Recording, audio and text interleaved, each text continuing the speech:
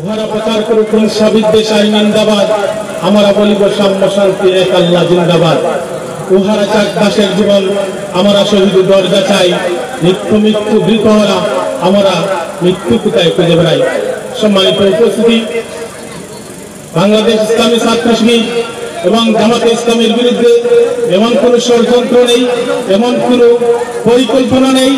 বাংলাদেশ ইসলামী ছাত্র শিবির এবং জামাতে ইসলামীকে নিঃশেষ করে দেওয়ার জন্য যা করা হয় নাই।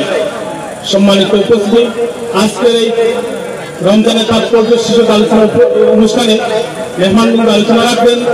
আমি আপনাদেরকে বলতে চাই, আজকের এই বিশাল ইফতার মাহফিল এটি প্রমাণ করে যে বিগত 16 বছর ফ্যাসিস্ট সরকার যে নির্যাতনের স্ট্রিম রুলার এ দেশ থেকে ইসলামী ছাত্র শিবির এবং জামাতে ইসলামীকে নিঃশেষ করে দেওয়ার জন্য যে পরিকল্পনা করেছিল, আজকে তার বাস্তব প্রমাণ হচ্ছে ওরা আমাদেরকে নিঃশেষ করে দিতে পারে নাই।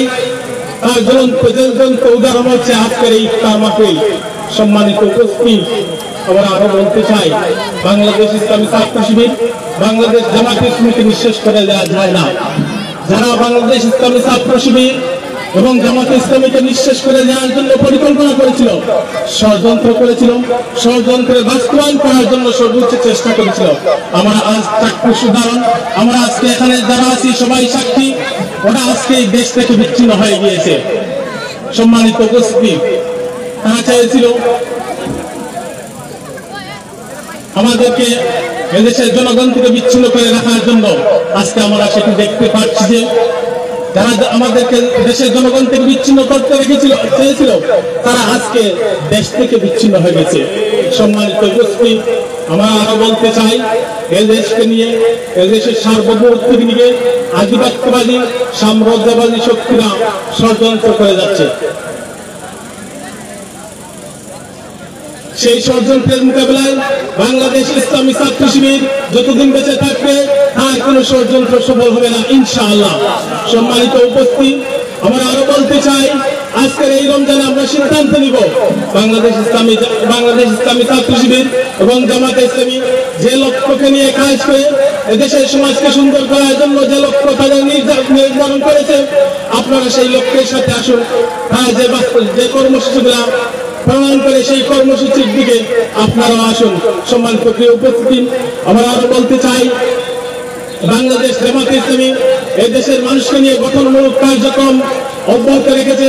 সেই গঠনমূলক কার্যক্রমগুলোতে আপনারা এসে শরীক হবেন, আপনারা এসে সহযোগিতা করবেন। সম্মানিত উপস্থিতি, বাংলাদেশ ইসলামী ছাত্র শিবিরও একই ধারায় কাজ করে যাচ্ছে। এদেশের ছাত্র সমাজকে ইসলামিক ছায়াতল নিয়ে আসার জন্য সর্বোচ্চ চেষ্টা করছে।